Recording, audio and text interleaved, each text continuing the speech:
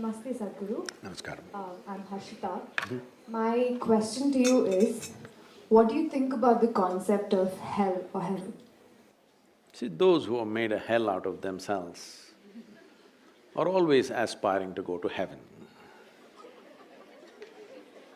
Yes.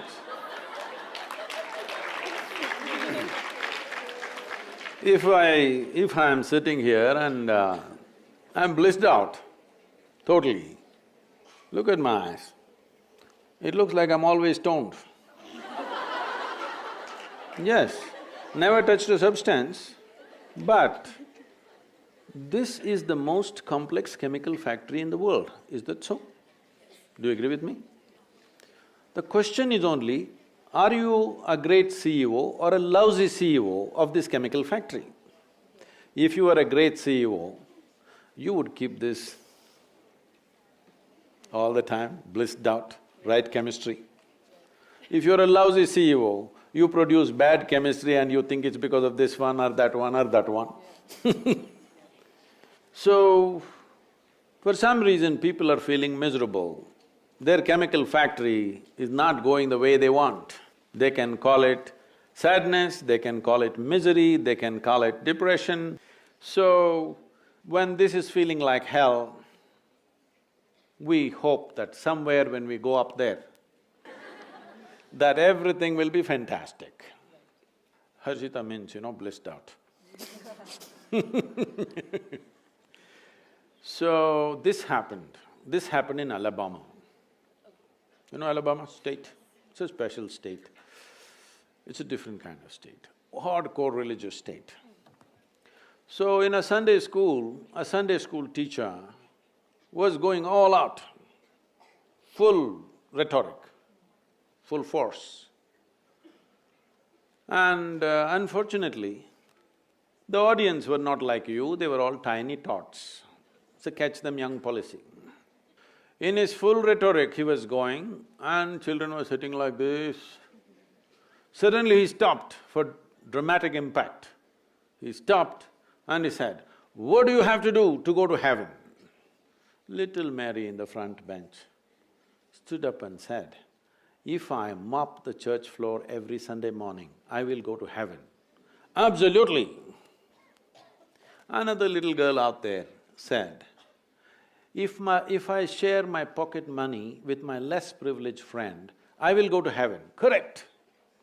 Another boy said, "If I help people who are in need, I will go to heaven." Correct. Little Tommy in the back bench stood up and said, "You gotta die first."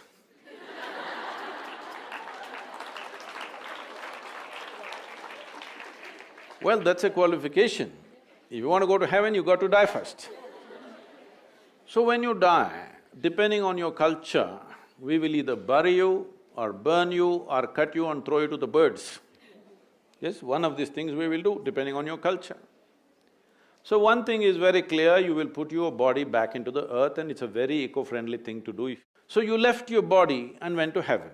So, what is in heaven? In Hindu heaven, food is very good. If you are a foodie, you must go to Hindu heaven. Nala himself will cook personally for you. He's the greatest chef. If you go to another kind of heaven, white-gowned ladies will float around in the clouds. If you like that kind of ambience, you go there.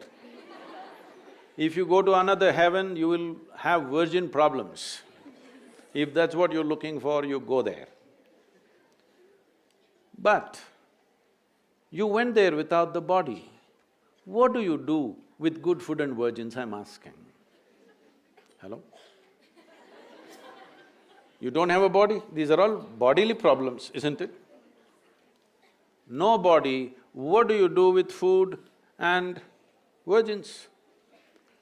In the Hindu way of life, there is a thing, up there in heaven, there is an Akshaya Patra. How much ever you eat, food will always be full. Well, when you go without a body, food will always remain full in the vessel and they will always remain virgins.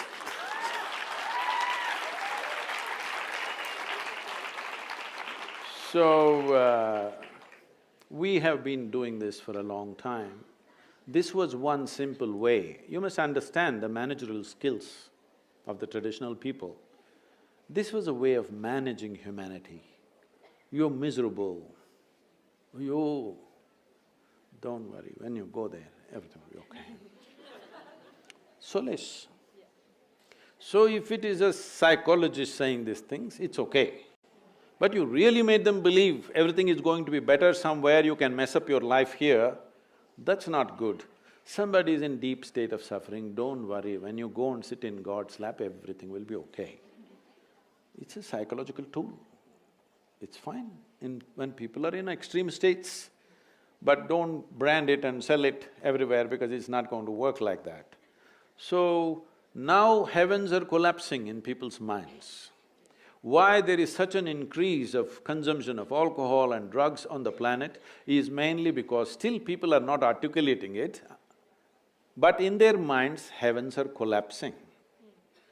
How many of you are thinking, one day when I go to heaven, everything will be fantastic? Not many of you, I'm sure. But in the previous generation, if you had looked, the numbers were quite significant. So heavens are obviously collapsing in human mind, because if you ask three questions, all the three heavens will collapse. Yes. So now once human intellect became active, inevitably it'll ask questions. If you ask questions, these things will collapse.